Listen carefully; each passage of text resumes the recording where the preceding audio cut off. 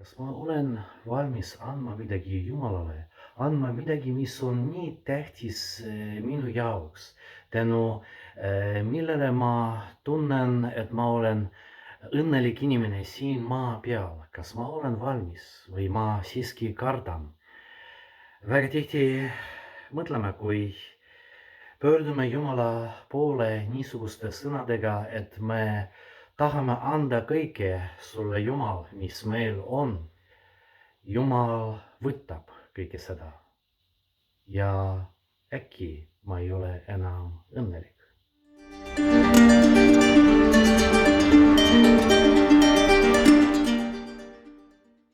Mõtiskleme selle üle, et kui tõesti juhtub niimoodi, et ma midagi annan Jumalale, ma pöördun Jumala poole oma palves nende sõnadega, Jumal on midagi, mis on minu jaoks äärmiselt tähtis ja mitte ainult tervis, mitte ainult materiaalsed asjad, aga isegi perekond, mis on tähtis minu jaoks, mingi teine inimene, minu töö, midagi muud ja ma sellega pöördun Jumala poole, et Jumal, ma võin anda sulle, võtta, kui sa tahad.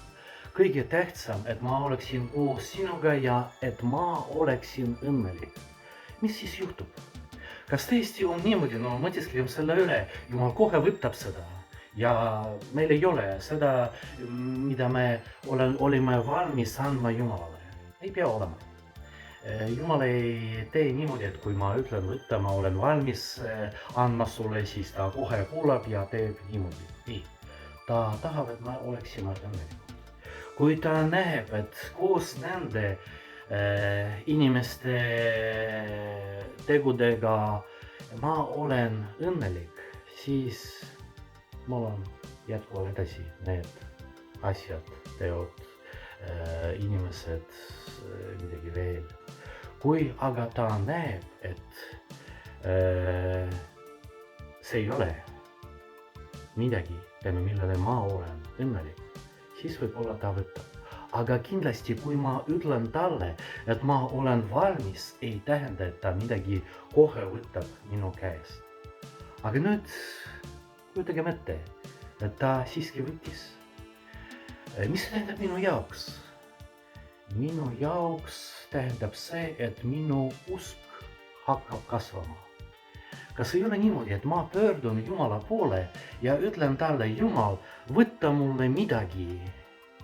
Ja nimetan konkreetselt, ma olen valmis andma sulle midagi, mis on minu jaoks tähtis ja järgmisel päeval ma kaotan seda. Mis see tähendab? See tähendab võib-olla seda, et Jumal võtab kuulda meie palveid. Kas ei ole kõige tähtsam minu jaoks niisugune tunne, et ma suhtlen Jumalaga ja Jumal kuulab mind? Kas ei ole kõige tähtsam minu vaimses elus? Ärgem kartkem midagi anda Jumalale. Püüdkem olla valmis, mitte andma, aga olla valmis midagi andma temale. Äkki me oleme õnnelikud inimesed ja tõesti, et meil on pärast niisugune õnne, mis iialgi ei kao.